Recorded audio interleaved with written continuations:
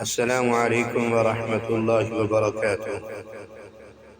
الحمدللہ، اب تک ہم نے تعوذ، تسمیہ، معروف مجہول، حرکات، مقطعات اور سورۃ الفاتحہ کے بارے میں پڑھا، اور آج کا ہمارا جو سبق ہے تنوین اور سورۃ البقرہ کی ابتدائی آیات۔ تنوین، دو زبر، دو زیر، دو پیش کو تنوین کہتے ہیں۔ تنوین پر غنہ کرتے ہیں۔ غنہ ناک سے آواز نکالنے کا نام ہے۔ مثال کے طور پر با دو زبر بن، با دو زیر بن، با دو پیش بن۔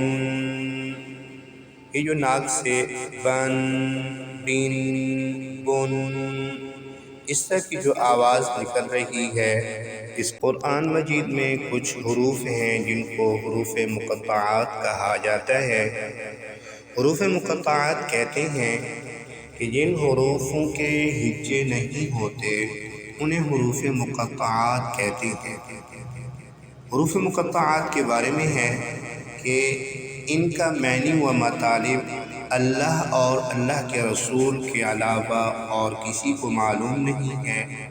حروف مقطعات کے بارے میں یہ بھی کہا جاتا ہے کہ یہ اللہ اور اللہ کے رسول کے درمیان کوڈ ورڈ ہیں، جس طرح کہ ہمارے ہاں فوج میں کوڈ ورڈ مقرر ہوتے ہیں، تو یہ بھی اللہ اور اس کے رسول کے درمیان کوڈ ورڈ مقرر ہیں۔ ابھی ہم چلتے ہیں اپنے اصل سبق کی طرف۔ اعوذ باللہ من الشیطان الرجیم، بسم اللہ الرحمن الرحیم۔ الف لام میم، ذالک الکتاب لا ریب فیہ هدى للمتقين الذين يؤمنون بالغيب ويقيمون الصلاة ومما رزقناهم ينفقون